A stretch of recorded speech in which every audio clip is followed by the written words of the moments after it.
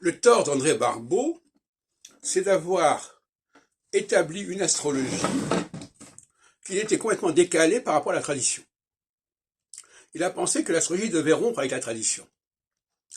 Alors déjà, le fait d'utiliser les planètes transsaturniennes, c'est déjà une rupture avec la tradition, de toute façon, c'est clair.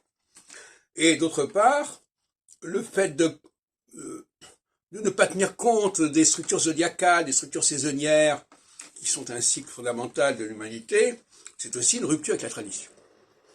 À la différence de Barbeau, moi, mon astrologie, elle a rejoint la tradition.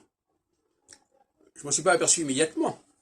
Mais quand je fais, par exemple, en 1994, il y a donc près de 30 ans, mon ouvrage, ma petite brochure sur l'astrologie selon Saturne, j'étudie déjà le passage de Saturne sur le point vernal, à l'approche du point vernal. Et puis de toute façon, déjà en 76, dans le pour l'astrologie, je structure le cycle des planètes d'après leur passage aux équinoxes et aux solstices, et éventuellement à mi-chemin entre les soleils et les deux, ce qui est d'ailleurs une très bonne idée, parce qu'effectivement, c'est pas au moment du passage que les choses se font, c'est au milieu du passage, au mi-point du passage. Le printemps, c'est pas le début du printemps, ni la fin du printemps, c'est le milieu du printemps. Donc, l'astrologie de 7 ans, en réalité, c'est une façon de parler. En réalité, il y a un point central de la phase de 7 ans. Et on passe donc, alors il y a des passes intermédiaires, effectivement, mais le moment central, c'est pas le passage, la formation de la conjonction, mais c'est le moment où la planète est arrivée au milieu du système. Et ça, c'est important. Barbeau a fait l'erreur aussi à ce niveau-là, notamment dans son cycle Saturne-Neptune, de penser que c'est au moment où se forme la conjonction Saturne-Neptune que les choses se font. Et là, c'était tout à fait prématuré. C'était prématuré. C'est pas qu'il se passe rien à ce moment-là. Mais par exemple, il a dit, oui, bon, il y a la mort de Staline, etc. Bon, d'accord. Qui n'est d'ailleurs pas un phénomène lié à une quelconque dynamique politique ou historique. Hein. Bon, on est sérieux. C'est complètement aléatoire.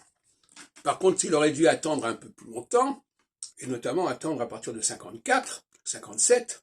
Là, il y avait un phénomène majeur, qui était la constitution de la communauté européenne, la CK, le Tétrédrome, etc. Voyez-vous.